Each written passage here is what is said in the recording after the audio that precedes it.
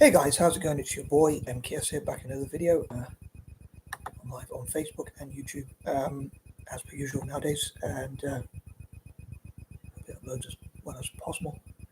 Hope I don't have any tech issues, but I don't want to jinx it. But all being well, these will record as well as possible. But anyway, it's your boy MKS here, back in another video, as the cap says. Oops, MKS. Or I should say, it's your boy MKS back in another video. That'd be cool if I got some t-shirts and clothes like that, or whatever, or caps like that, and that kind of thing. Anyway, it's your boy, as I say, MKS back in another video, and welcome to part 3 of, sorry for repeating myself, but yeah, welcome to part 3 of the third and penultimate part of dyslexia and entrepreneurship, dyslexic entrepreneurs. So about dyslexics in business, entrepreneurship, enterprise, whatever the difference is, whatever you want to call it. Basically entrepreneurialism, finding out about dyslexic entrepreneurialism, and hopefully promoting and supporting more dyslexics to get into entrepreneurship.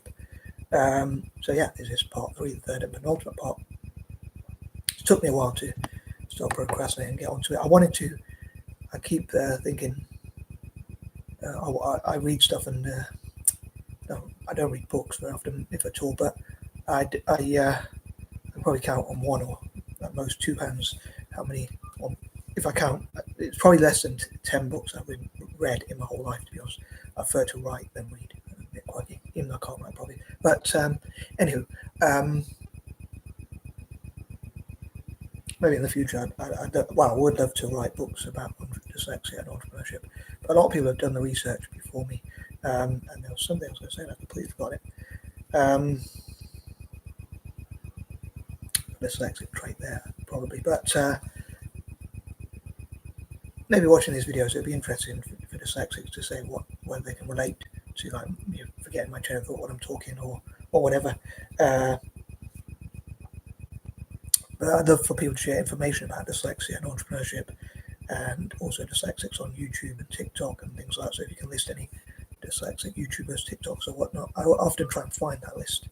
Now I'm thinking of so many different things that I shouldn't really include, but one of the reasons why I'm an insomniac, that's what I was thinking of, is like, because I think of so many different ideas. I want to do things before I forget them, so I fear that I'm going to forget them. If I was more organised, maybe I'd jot down in a notepad, a notebook, or whatever, like, to remember to do this another day or whatever, so I can push myself to sleep a bit earlier, which would be good. I mean, it's midnight now already, and I want another cup of tea. But anyway, there's loads of stuff I could cover. No me, I could probably talk all night, but I'm just going to try and. I was thinking of things about where I used to read about which dyslexics and things like that. But I'm going to crack on with the list then, the rest of the list. So these are pointers number 21 to 30. So let's get to it. Let's say. So here goes. So number 21 again. I'd love to find out about the historical success stories amongst dyslexics, which I talked about in parts 1 and 2. And talking about what I talked about in parts 1 and 2, I don't want to cover them in too much details because I've already covered them. But to recap some of the things, as I say, 21 again, the history of dyslexic people's experiences. I may have covered that yesterday a little bit, but I would love to interview dyslexics. That's what I'm talking about. In this case, dyslexic entrepreneurs, dyslexic YouTubers, TikTokers, and whatnot. That'd be quite cool. And yeah, historical dyslexic success stories. It'd be interesting to find out about those.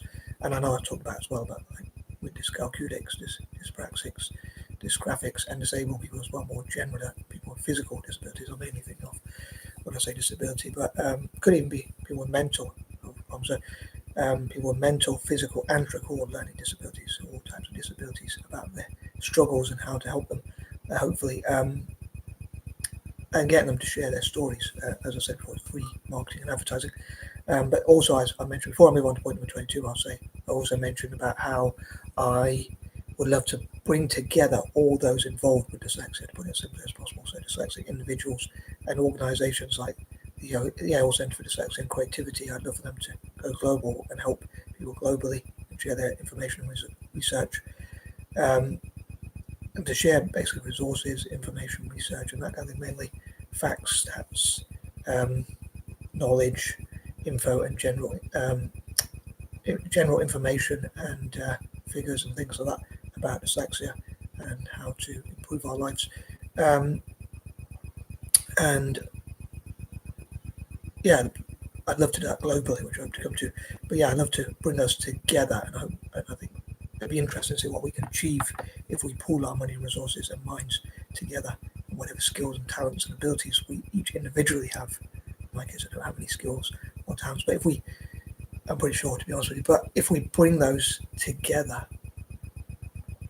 I suppose my only abilities are like coming up with ideas and having creativity and an imagination, a vivid imagination, and I suppose thinking of stories, narration, and that kind of thing, and interconnected reasoning, connecting things together. I know I talked about MIND strengths, but yeah, as I say, I could go on all night and all day, but yeah, I'd love to bring together dyslexic individuals and organisations, basically, made by dyslexia, the dyslexic advantage and others, and those related conditions, as I said before.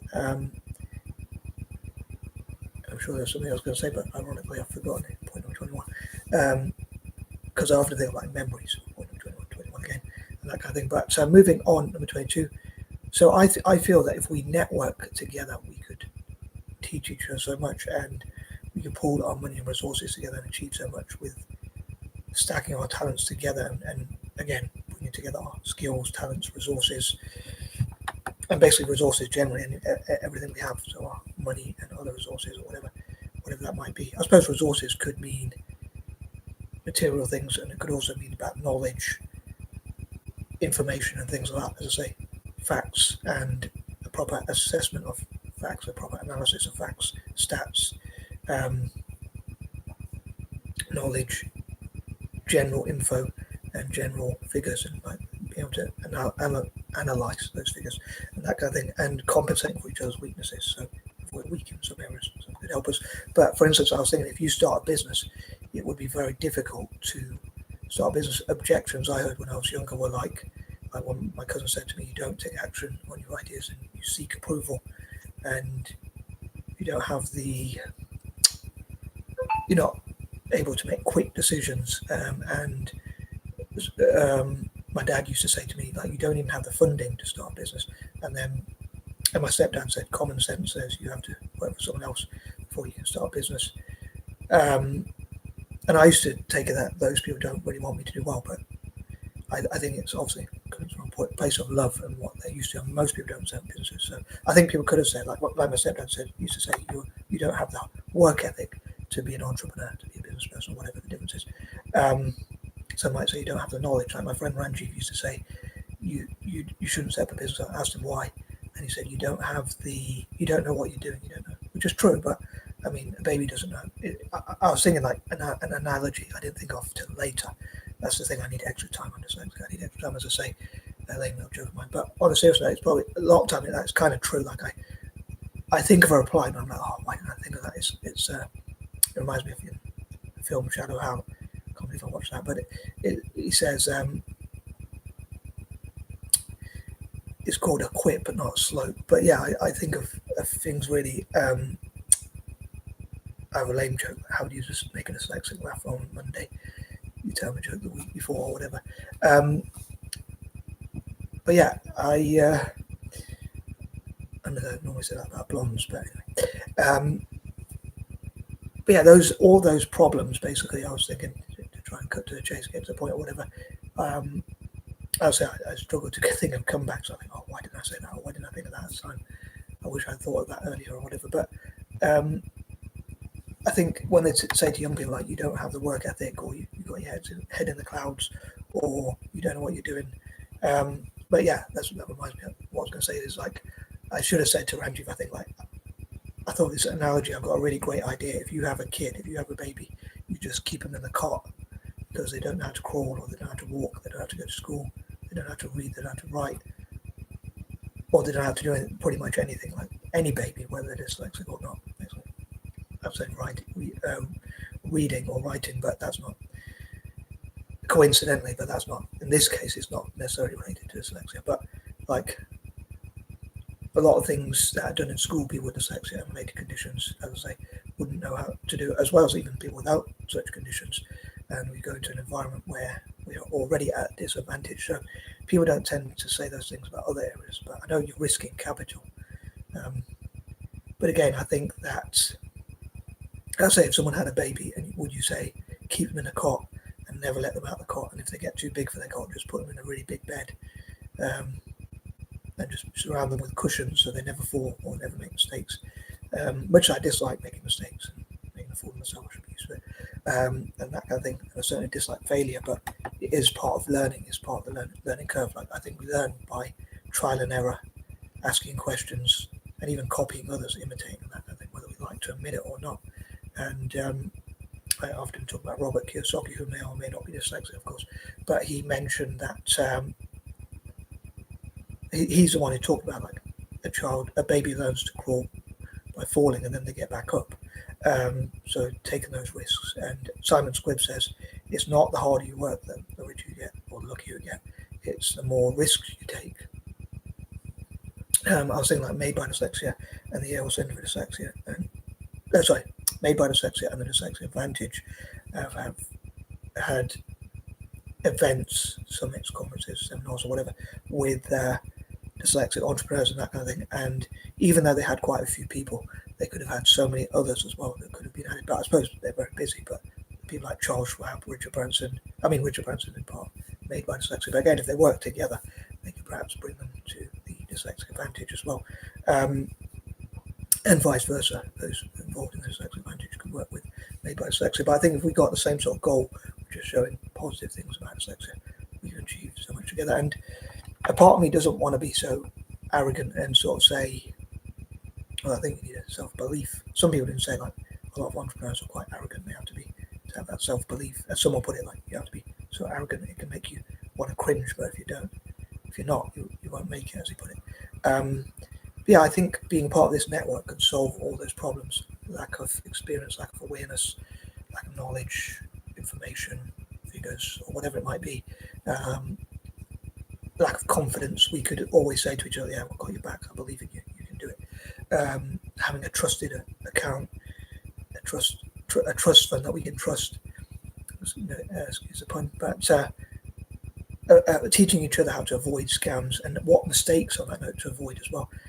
I think that having this network could solve all of those problems we might face if someone like me wanted to get into business and didn't have a clue where I was starting. And sure, I didn't have the capital, but especially when I was younger, like someone took me under the wings and says, "I believe in you. I'm going to show you and take you through the ropes or whatever, and show you what to do."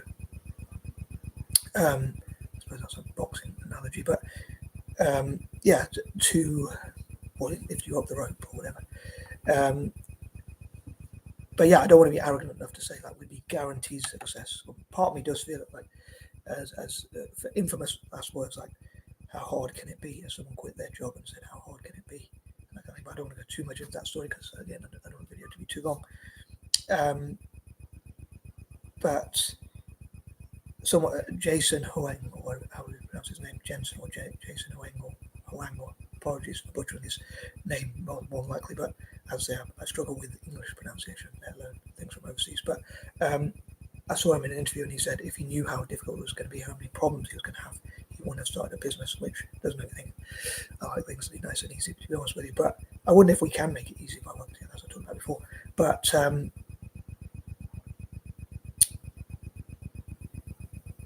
he said an entrepreneur's superpower is not knowing how difficult it's going to be. He says like entrepreneurs ask how hard can it be rather than knowing how hard it's going to be, and that means you don't get prevented from taking that risk.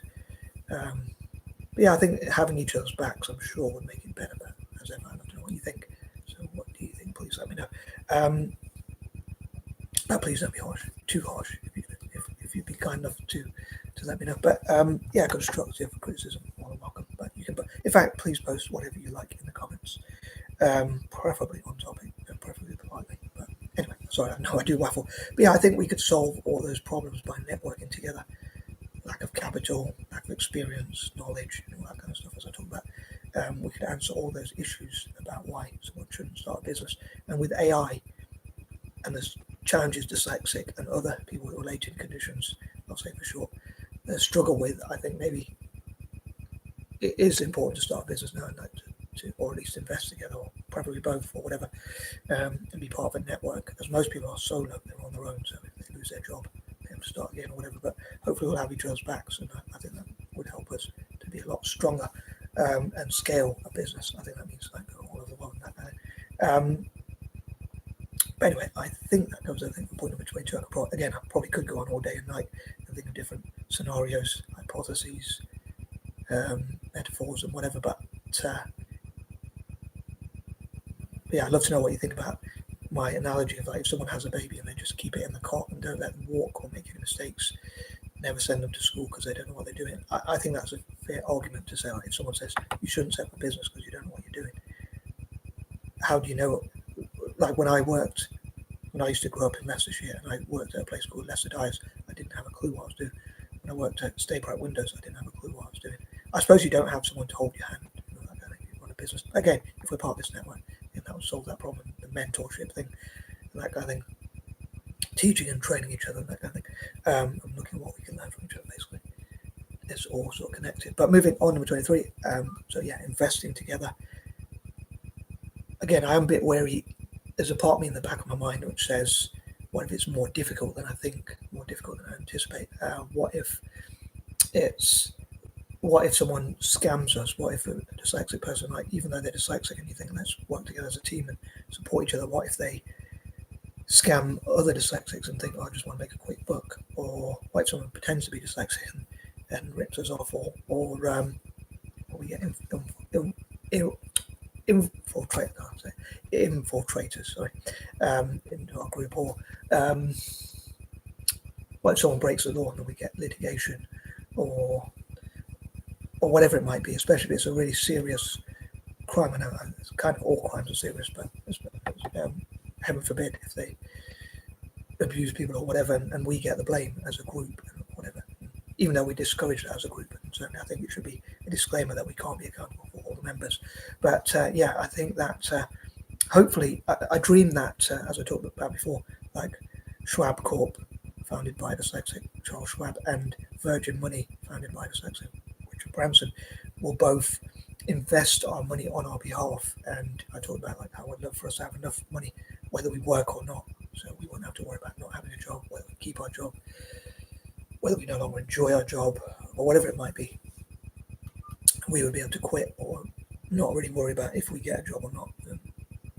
As I say, we'd have money coming in, whether we work or not. Ideally, that's the goal I'd love to get into. How hard can it be? Hopefully not as hard as I think. But probably a lot harder, but you never know. But yeah, that would be those would be trusted accounts, so we know if we put our money in there. I mean, I suppose it would probably be irresponsible of them to guarantee it, but maybe having so much money, they would be able to guarantee that they know how to invest. I mean, they know how to turn a small amount of money into a lot, so having even more money to invest, like dyslexics all around the world, hopefully that will excite, sorry, what's wrong with my speech, excite, as I have verbal dyslexia sometimes, I guess, and some might say verbal diarrhea as well, but sorry for that. Anyway, yeah, so they would know how to take that money. So if so many dyslexics around the world know how to, give money to Schwab Corp and Virgin Money, and even the other dyslexics who know how to reinvest, can take our money and reinvest on our behalf and multiply it for us, and they give it back to us, and they could take some of the money which they deserve, I guess, for helping the rest of us. So hopefully Schwab Corp, Virgin Money, Virgin itself, Virgin Enterprise, and others will benefit as much as possible as well. And dyslexics generally, from the poorest to the richest, as I used to talk about, like with mixed race people, and sometimes I still do, which I have to come to in a bit later without giving too much away. I used to say to my sister, what if we invested together? And she said, like, say Brazil.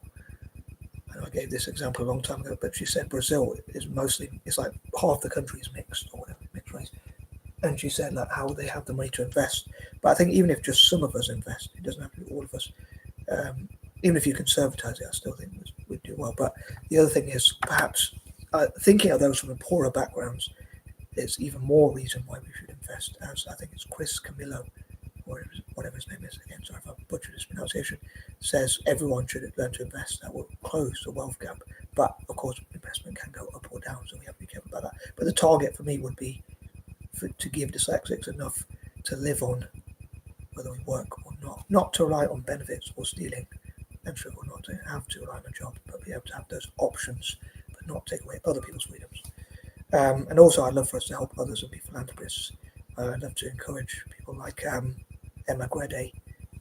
Again, I'm sorry, I know I've talked about it before, but just to recap a little bit, I think it's quite ironic if you had a Y to her name, it would be like greedy, pretty much, roughly, that spelling. But it would be ironic if she actually donated so much. She might well argue that I already have a foundation or whatever, but I'd love to encourage my fellow dyslexics to. I'm not a minimalist. I am a hoarder, but to be minimalist in terms of being content with not having to have too much, as long as we have a roof over our head, enough shelter, enough to drink, enough to eat, and that kind of thing. That's all we really need. So I don't think we need that much money, but it would be their personal choice. But I love to see how dyslexic creativity could be used to tackle poverty, alleviate suffering, and make the world a better place for ourselves and each other and the world itself, generally, including animals. I do have some controversial views about like benefits, especially child benefits and that kind of thing, but I'll talk about that another time because I'm going to move on to point number 24. So I'd love for this to be global, and Made by Dyslexia did like a global thing, which again I haven't mentioned that before, so please forgive me for repeating myself, recapping, basically. But I would love for that to be in developing nations, hopefully in places like India, Nigeria, and other parts of Asia and Africa, and taken to around the world to show what we can do to benefit those nations, how our dyslexic thinking can benefit those nations. I often think like, what if people knew? What if the next Richard Branson, Charles Schwab, Craig McCall, who's a dyslexic billionaire, John Chambers, who was, I don't know if he still is, but was the CEO of Cisco, and many other dyslexics who have done well. What if the next one of those is a boy or a girl, like Barbara Corcoran, the next Barbara Corcoran, for instance, in India or Nigeria or something like that, but they're not given the opportunities, which I suppose brings me back to when I thought about in point number 23, like supporting those from poor backgrounds, tackling poverty and all that kind of thing. I love to fundraise for our fellow dyslexics in India, Nigeria, and other parts of Africa and Asia, Malaysia, Singapore, and places like that. And so, seeing what dyslexics could do to support them. So I'd love to take it globally and to work together globally, like dyslexics around the world, subscribing to each other's YouTube channels and TikToks and all that kind of thing. I think I'm going to have a target that for the new year, I'm going to try and learn how to build a TikTok channel if I can. From January the 1st, all being well. Hopefully I'll be able to do that. So new year, a new beginning. So I have an increased platform to share videos on, hopefully. I'd love to work together globally. As I said before, like if there's about 800 million of us dyslexics around the world, not even including other people with related conditions, even if we conservatize it and say only 1% would be willing to subscribe to each other and support each other's channel and things like that, still be about 8 million people, and I think that would do. But anyway, moving on. That's some rough maths anyway, but even conservatizing it, it would still be, even if we got like 800,000, I still think that wouldn't be bad, a bad number of subscribers. It'll be enough to earn a living on, I'm sure. So I think we should support each other on YouTube and TikTok and that kind of thing for all my fellow dyslexics out there. And I'm prepared to obviously support my fellow dyslexics and their content. But I think it'd be cool to have a list of like dyslexic YouTubers, the top 10 dyslexic YouTubers and things like that, for instance, or whatever, the top 40, 30 or 40 or whatever, or 50 or even 100 or even 1,000 or even 1 million. Anyway, number 25. And as I say, it'd be cool to see what we could achieve if we work together. So I really hope that Virgin Money and Schwab Corp work together to help to invest our money on our behalf. And again, like if all possible, people dyslexics all around the world, or even people with related conditions, for short,